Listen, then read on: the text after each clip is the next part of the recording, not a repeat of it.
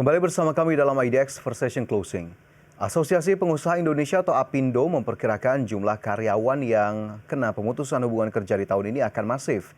Adapun kisaran jumlahnya bisa menyamai realisasi 2022 yang mencapai 1 juta orang. APindo menyebut badai PHK masih akan terus berlanjut pada tahun ini. Sepanjang 2022 setidaknya ada 1 juta karyawan yang tercatat kehilangan pekerjaannya berdasarkan data dari Badan Penyelenggara Jaminan Kesehatan atau BPJS. Penyebab badai PHK ini antara lain yakni kondisi perekonomian global yang masih ada dalam ketidakpastian. Hal ini misalnya berdampak pada penurunan permintaan ekspor yang drastis pada industri padat karya.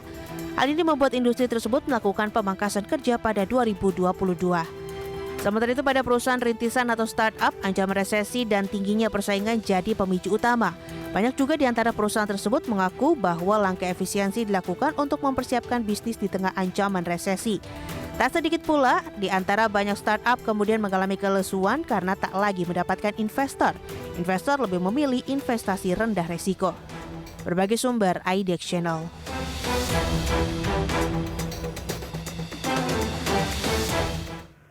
Ya, pemirsa, Badan Pusat Statistik mengungkapkan alasan utama penyebab banyaknya kasus PHK terjadi di industri manufaktur, khususnya tekstil. PHK tak lain terjadi akibat penurunan permintaan pasar global dari Amerika Serikat dan Eropa. Perekonomian dunia yang melambat berdampak pada pelemahan sisi permintaan yang kemudian berimbas pada penurunan kinerja ekspor Indonesia. Adapun pelemahan permintaan tercermin dari data Badan Pusat Statistik yang mencatat kinerja ekspor September 2022 sebesar 24,8 miliar dolar Amerika atau turun 10,99% dibandingkan ekspor pada bulan sebelumnya. Sejumlah faktor mendorong terjadinya pemutusan hubungan kerja. Pertama, konflik Rusia-Ukraina telah berdampak pada inflasi di hampir seluruh bagian dunia hingga berpengaruh pada penurunan daya beli masyarakat. Dalam hal ini, produk kategori menengah ke atas atau produk sekunder dan tersier mengalami penurunan permintaan. Berikutnya adalah langkah perusahaan untuk melakukan reorganisasi. Meskipun belum tentu ada penurunan pendapatan yang signifikan, momentum ancaman resesi ini dimanfaatkan perusahaan untuk mengurangi karyawan. Faktor berikutnya antara lain dorongan untuk menormalkan kembali biaya untuk belanja pegawai. Hal ini tidak terlepas dari fenomena karyawan startup yang mendapat gaji sangat besar. Ketika situasi berubah dan terjadi penurunan jumlah pendanaan ataupun investor, perusahaan rintisan pun mau tidak mau memangkas karyawan. Adapun dalam kasus perusahaan rintisan juga banyak di antara startup teknologi yang melakukan PHK beralasan bahwa faktor makroekonomi telah membuat kondisi saat ini di luar ekspektasi. Banyak perusahaan mengeluarkan pernyataan bahwa mereka tidak menduga konsumen akan beralih ke offline dengan cepat. Padahal berpikir bisnis online masih akan terus cuan besar seperti pada puncak pandemi. Padahal salah satu faktor utamanya adalah perubahan cara investor dalam menetapkan valuasi perusahaan. Saat ini investor sedang tidak dalam periode menilai pertumbuhan sebagai utama dan mereka cenderung bersikap lebih hati-hati. Permasalahannya industri teknologi saat ini berhadapan dengan perlambatan pertumbuhan pendapatan dan bahkan penurunan. Sementara itu diprediksi gelombang PHK masih akan terus berlanjut dalam beberapa waktu ke depan. Sebab tahun ini menjadi tahun menantang di mana perusahaan dapat melakukan efisiensi untuk mendapat keuntungan yang lebih tinggi. Sementara itu baru-baru ini pemirsa bermunculan kabar bahwa banyak di antara perusahaan yang melakukan PHK pada pekerja dan tidak melaporkan data tersebut pada Kementerian Ketenagakerjaan. Lantas bagaimana dengan nasib para korban PHK tersebut? Kita simak informasinya. Kementerian Ketenagakerjaan mencatat sebanyak 25.114 pekerja dirumahkan sepanjang 2022. Data tersebut merupakan data yang dihimpun dari laporan Kantor Dinas Tenaga Kerja Provinsi di seluruh Indonesia. Kendati demikian, angka tersebut hanyalah sebagian kecil dari kasus pemutusan hubungan kerja yang ditangani melalui mediasi dan perjanjian bersama dari Disnaker Provinsi serta data dari Pengadilan Hubungan Industrial. Kemenaker mengungkapkan mayoritas perusahaan tidak melaporkan meski diwajibkan untuk melapor jika terjadi PHK di perusahaannya. Sebagai contoh, Apindo menyampaikan memiliki data PHK yang mencapai sekitar 1 juta korban PHK. Seharusnya data tersebut dilaporkan ke Disnaker daerah tapi justru tidak dilaporkan. Sementara itu, jika mengacu pada data BPJS Ketenagakerjaan, sebanyak lebih dari 900.000 orang pekerja mencairkan jaminan hari tua hingga November tahun lalu. Berbagai sumber IDX Channel.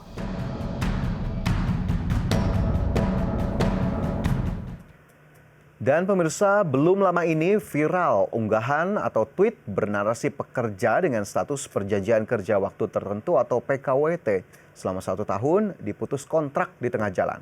Hal ini menyebabkan karyawan tersebut tidak bisa mengklaim kompensasi. Dituliskan bahwa penyebab tidak bisa mengklaim kompensasi dikarenakan jangka waktu kontrak PKWT belum sampai 1 tahun, sementara dirinya baru bekerja selama 6 bulan. Pekerja tersebut juga diminta untuk mengisi surat pengunduran diri. Padahal terkait hal ini, pekerja yang mendapatkan uang kompensasi adalah pekerja PKWT yang telah mempunyai masa kerja 1 bulan terus-menerus. Kementerian Ketenagakerjaan menyampaikan bahwa terkait kasus yang menimpa pekerja tersebut, maka pekerja berhak atas 2 hal. Pertama, yakni uang kompensasi PKWT sebesar 6 dibagi 12 dikali upah sebulan. Kedua, uang ganti rugi sebesar upah sampai batas waktu berakhirnya PKWT atau sebesar 6 bulan upah. Adapun jika terjadi PHK dalam PP nomor 35 tahun 2021 pasal 36 poin G tertulis bahwa adanya permohonan PHK yang diajukan oleh pekerja atau buruh dengan alasan pengusaha melakukan perbuatan sebagai berikut. Di mana terkait dengan hal ini, syarat PHK yang paling utama adalah kedua belah pihak harus sepakat untuk berpisah. Sementara jika diminta mengisi form resign, ini menunjukkan bahwa hanya salah satu pihak yang sepakat. Kedua, perusahaan seharusnya menampilkan kinerja selama 1 tahun atau 3 bulan terakhir kepada seluruh karyawan yang membuat perusahaan harus melakukan PHK. Sementara itu, baru-baru ini Kementerian Ketenagakerjaan juga buka suara soal program penawaran pengunduran diri atau resign yang ditawarkan oleh PT Nikomas Gemilang kepada 1.600 karyawannya. Kemenaker menyampaikan bahwa tawaran tersebut tidak dibenarkan karena tidak sesuai dengan ketentuan dalam Undang-Undang Ketenagakerjaan. Pengunduran diri jelas merupakan inisiatif dari pekerja sehingga tidak boleh atas paksaan atau permintaan dari pihak lain. Adapun terkait kasus Kemenaker yang melarang pengusaha meminta pekerja mengundurkan diri alias resign demi menghindari pemutusan hubungan kerja. Apalagi jika permintaan dilakukan demi menghindari kewajiban membayar pesangon. Lantas bagaimana seharusnya perusahaan menyikapi tindakan PHK dengan bijak?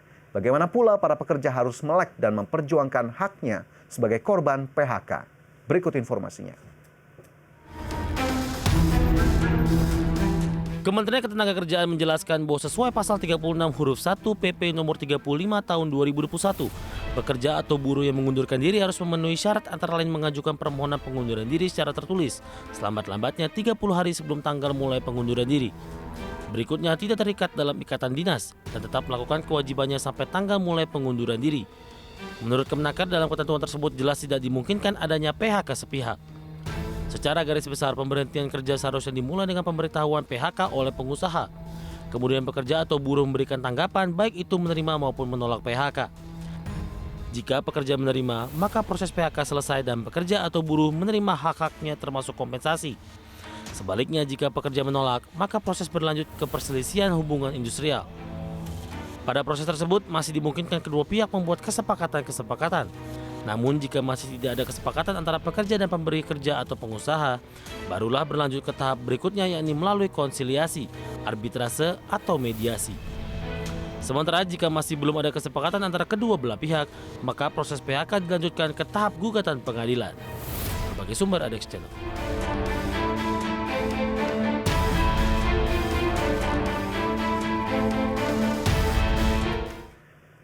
Ya, pemirsa, dalam kasus perusahaan enggan membayar pesangon ini bisa dikenakan sanksi. Sanksi tersebut mulai dari sanksi administratif, perdata, hingga pidana tergantung dari kasusnya. Sanksi administratif di mana buruh ataupun pekerja bisa melapor ke pengawas ketenagakerjaan di Disnaker sehingga nantinya akan diperiksa oleh pengawas lebih lanjut. Sanksinya sendiri berupa maksud kami ini berupa teguran tertulis sampai tindakan tertentu. Sementara itu untuk sanksi perdata, karyawan tersebut nantinya bisa menggugat ke Pengadilan Hubungan Industrial. Sementara untuk sanksi pidana, karyawan dapat melaporkan ke pengawas penyidik Pegawai Negeri Sipil di Disnaker. Sementara itu bagi para pekerja, khususnya yang mengalami korban ataupun mengalami PHK, maka rumus pesangon harus diketahui dan diperjuangkan. Pesangon atau uang ganti rugi wajib dibayarkan pengusaha karena diatur dalam perundang-undangan. Perhitungan pesangon PHK untuk karyawan perjanjian kerja waktu tidak tentu atau PKWT tertulis dalam pasal 15 PP nomor 35 tahun 2021 dengan poin-poin sebagai berikut, pemirsa. Di mana pesangon karyawan kontrak pasal 15 PP nomor 35 tahun 2021 yang pertama, pengusaha wajib memberikan uang kompensasi atau ganti rugi kepada karyawan perjanjian kerja waktu tertentu atau PKWT. Yang kedua, pemberian uang kompensasi tersebut dilakukan saat PKWT berakhir. Poin ketiga, uang kompensasi atau ganti rugi diberikan bagi pekerja dengan masa kerja minimal 1 bulan secara terus-menerus. Kemudian keempat, jika PKWT diperpanjang, maka uang kompensasi diberikan saat selesainya jangka waktu PKWT sebelum perpanjangan. Lalu uang kompensasi berikutnya diberikan setelah perpanjangan PKWT berakhir. Poin kelima, pemirsa, pemberian uang kompensasi tidak berlaku bagi tenaga kerja asing yang dipekerjakan berdasarkan PKWT. Berdasarkan poin dalam pasal 61A Undang-Undang Ketenagakerjaan, besaran kompensasi karyawan PKWT disesuaikan dengan masa kerja mereka di perusahaan tersebut seperti yang tadi sudah saya sebutkan begitu ya, terkait dengan apa saja cara-cara kompensasi bagi PKWT. Sementara itu pemirsa, berikutnya adalah ketentuan kompensasi yang diterima karyawan tetap. Ini adalah sebagai berikut, di mana kita tahu beberapa syarat begitu terkait dengan apa yang bisa didapatkan terkait dengan syarat-syarat dari pegawai tetap dan juga tadi sebelumnya PKWT. Adapun pemirsa, Kementerian Ketenagakerjaan juga menyediakan website yang dapat dimanfaatkan untuk menentukan besaran pesangon karyawan terkena PHK dengan mengunjungi alamat pesangon.kemnaker.go.id. Rumus pesangon PHK karyawan perlu dipahami setiap pekerja dan pastikan Anda memperoleh hak uang ganti rugi dari pengusaha. Janganlah juga ragu untuk melaporkan perusahaan kepada Disnaker setempat apabila ditemukan pelanggaran. Namun kita harapkan memang meskipun potensi dari PHK tetap ada, namun perusahaan seyogianya mampu menjadikan PHK sebagai satu-satunya alternatif ataupun opsi terakhir dari langkah efisiensi sehingga akhirnya bisa menjadi solusi yang win-win bagi kedua pihak, baik bagi perusahaan maupun bagi pekerja. Dan pemirsa, ID Exposition Closing akan segera kembali dengan informasi lainnya sesaat lagi.